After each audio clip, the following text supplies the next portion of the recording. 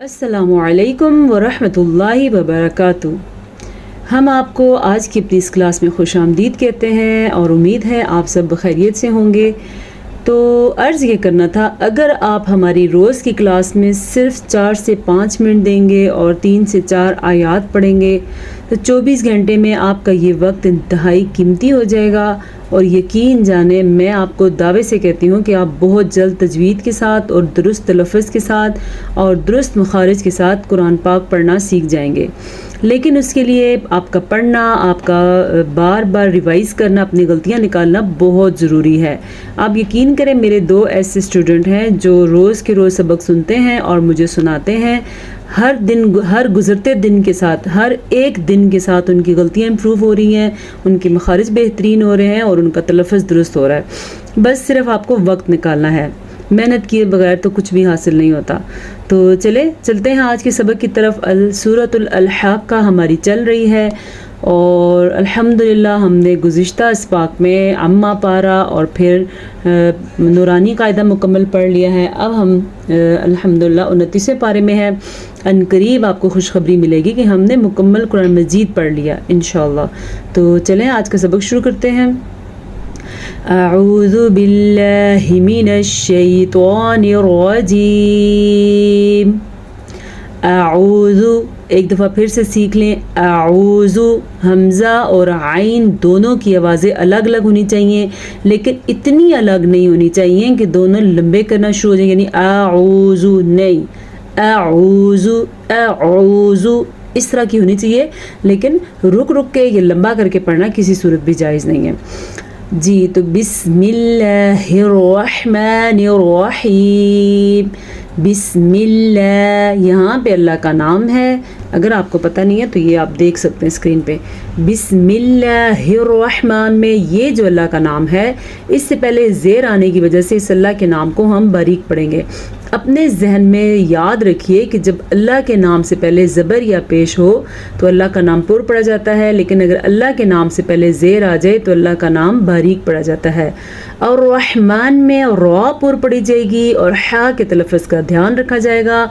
इसी तरह रहीम में भी रॉ पुर पढ़ी जाएगी और हा के तलफ़्फ़ुज़ का ध्यान रखा जाएगा। तो अपना सबक देखें अब आगे। वलम अदरी मा हिसाबियह।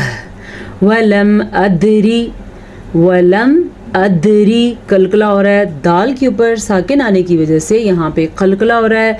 बारहा आपको बताया जा चुका है, लेकिन इंशाल्लाह आपको हर दिन हर सबक में बताया जाएगा। हरूफ़े कलकला 5 हैं। ये वो हरूफ हैं जब इनके ऊपर जज़म या साकिन आ जाए तो यहाँ पे झटके की कैफियत पैदा होती है। वो 5 हरूफ कौन से हैं? क़ाफ़, त्वा, बा, जीम, दाल। इनको अगर मिलाएं तो क़ुतुबु जद्दिन बनता है। अगर आप ये क़ुतुबु जद्दिन याद कर लें तो आप हो ही नहीं सकता कि आप हरूफ कलकला भूल जाएं। तो जब इन 5 हरूफ के ऊपर जज़म या साकिन आ जाए तो वहाँ पे झटका पैदा होता है। क़ुतुबु जद्दिन में दाल शामिल है, तो यहाँ पे हम कैसे झटका देंगे? अदरी, ये है झटका।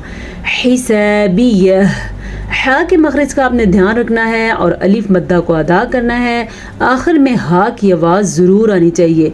ये जो आपको नज़र आ रही है हा, इसकी आवाज़ हिसाबियह, ये आवाज़ ज़रूर आनी चाहिए। या लैतहा कानतिल क़ाज़ियह। या लैतहा, यहाँ पे एक जो बड़ी गलती की जाती है वो आप सुन लें। अगर आप भी ये गलती करते हैं तो आप दुरुस्त कर लें। अक्सर लोग इसको या लैतहा के बजाय या लैतहा पढ़ते हैं। क्यों भी? अगर या के ऊपर खड़ी ज़बर है तो हम कैसे इसको ज़बर पढ़ सकते हैं? तो हम इसको क्या पढ़ेंगे? या लैतहा। इसको खड़ी ज़बर पढ़ना है, लेकिन ता को आपने पड़ी ज़बर ही पढ़ना है। कहीं ऐसा तो नहीं आप पढ़ें या लैतहा, ताहा, ता को लंबा नहीं करना। या लैतहा। अच्छा, कानतिल क़ाज़ियह, क़ाफ़ को पुर पढ़ना है, इस काफ़ को बारीक पढ़ना है। ये बारीक पढ़े जाने वाला काफ़ है और ये जो क़ाफ़ है 2 नुक्तों वाला क़ाफ़, ये मोटा पढ़ा जाता है और पुर पढ़ा जाता है। कैसे? क़ा। ज़्वाद भी हम पुर पढ़ेंगे क्योंकि ज़्वाद भी हरूफ़े मुसालिया में शामिल है। क़ाफ़ تو اور کون سا؟ خا، صاد، ضاد، غین، یہ وہ حروف ہیں جو پر پڑھ، تو بھی ان میں شامل ہے. یہ 7 وہ حروف ہیں جو پر پڑھے جاتے ہیں. یہ بھی روز کے سبق میں تقریباً بتائے جاتے ہیں. امید ہے آپ نے یاد کر لیے ہوں گے، اور نئے آنے والوں کی آسانی کے لیے ہم پھر بھی ان کو روز کے روز دہراتے رہیں گے انشاءاللہ تعالی عزیز. ما اغنا عنی مالیہ، ما اغنا، ماں کی مد کو ضرور ادا کرے. یہ جو مد ہے یہ 3 الف کے برابر ہے، اور اس کے ساتھ الف آنے کی وجہ سے یہ تقریباً 4 الف کے برابر ہو جائے گی. اغنا، غین کے تلفظ کا دھیان رکھنا ہے، اور نون کھڑی زبر نا، یعنی کہ اس کو پر پڑھنا ہے. ٹھیک ہے. عنی، عین کے تلفظ کا دھیان رکھنا ہے اور نون کے غنّے کو اچھے طریقے سے ادا کرنا ہے. یا مدہ کو ضرور ادا کیجیے گا. اگر آپ اس کو عنی پڑھتے ہیں تو آپ دو غلطیاں کریں. ایک تو آپ نے غنّہ نہیں کیا، دوسرا آپ نے یا مدہ نہیں ادا کی. تو آپ نے کیا پڑھنا ہے؟ عنی، ایسے ادا کرنا ہے. مالیہ، اس ہا کے تلفظ کو بھی آپ ضرور ادا کریں گے. اکثر لوگ وقف کرتے ہوئے پتہ ہے کیا غلطی کرتے ہیں؟ مالیہ ایسے پڑھ لیتے ہیں. جناب جب یہاں پہ ہا ہے تو اس کو پڑھنا ضروری ہے. کیسے پڑھیں گے؟ مالیہ.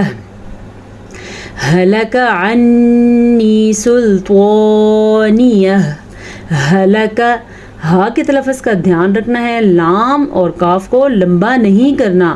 اگر آپ پڑھتے ہیں ہلاکا تو آپ غلط پڑھ رہے ہیں، اگر آپ پڑھتے ہیں ہلاکا تو آپ پھر بھی غلط پڑھ رہے ہیں. آپ نے پڑھنا ہے ہلکا عنی، نون کا غنّہ ضرور ادا کرنا ہے.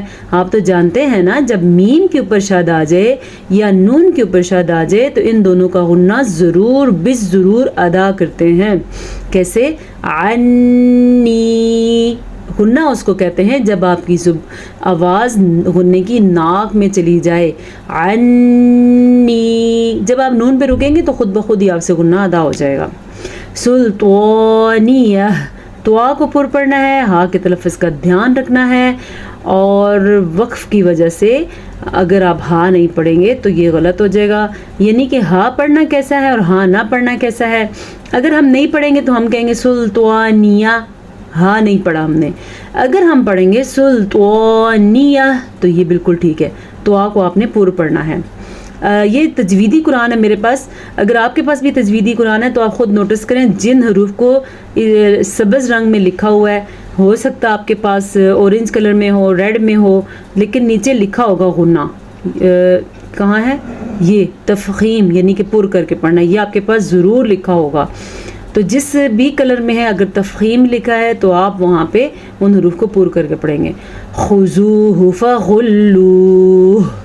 اگر آپ وقف نہیں کرنا چاہتے تو آپ بہتر ہے نہ کریں، لیکن اگر آپ وقف کر لیں گے تو آپ کا وقف بالکل ٹھیک ہے. چلے ہم اس طرح پڑھتے ہیں جیسے ہم نے وقف نہیں کرنا تو کیسے پڑھیں گے؟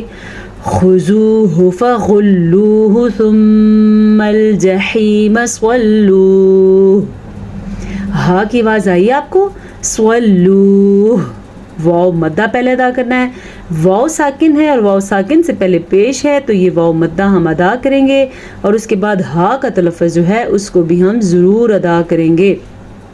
جحیم، ہا کے تلفظ کو پڑھتے ہوئے دھیان رکھیں.